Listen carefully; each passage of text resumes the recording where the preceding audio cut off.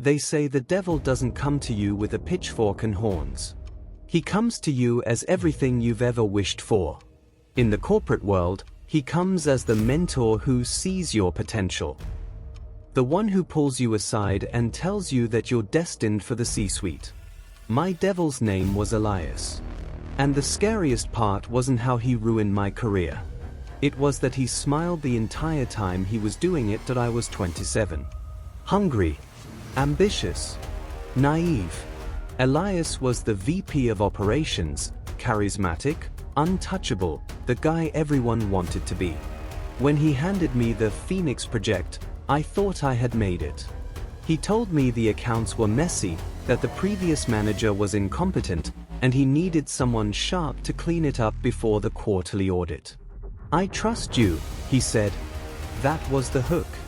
I swallowed it whole. That I worked 80-hour weeks. I fixed the discrepancies. I balanced the ledger. But every time I found a hole in the money trail, Elias would wave it off. Just categorize it as legacy costs, he'd say with a wink. Don't worry about the details, look at the big picture. I was so desperate to please him, so desperate for that promotion, that I didn't see what I was actually doing. I wasn't fixing the books. I was burying the bodies.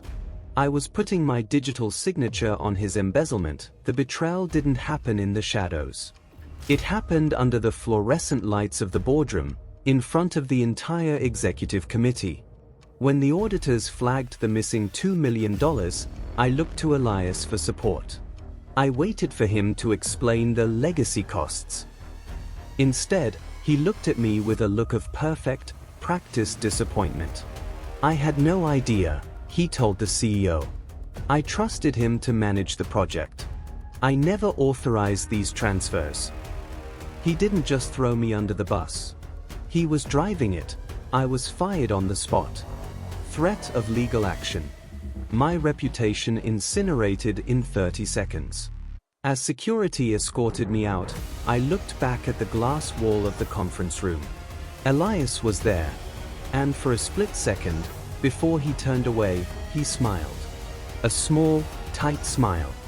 He had cleared his debt, kept the stolen money, and found a patsy to take the fall. He thought he had won. But Elias made one critical mistake. He forgot that he had asked me to be sharp. He thought I was just following orders. But 3 weeks prior, I had gotten paranoid.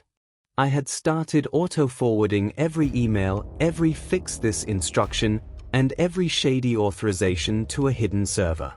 Not just the official emails, the drafts he thought he deleted. I didn't go to the police. That's too messy. I went to the one thing Elias feared more than prison, the IRS. And the board of directors. That I didn't get my job back. I didn't want it. But watching Elias get escorted out of the building in handcuffs 6 months later, watching that smile finally fade from his face as he realized I was the one who tipped them off, that was worth more than any promotion. Power isn't about who sits in the big chair. It's about who keeps the receipts.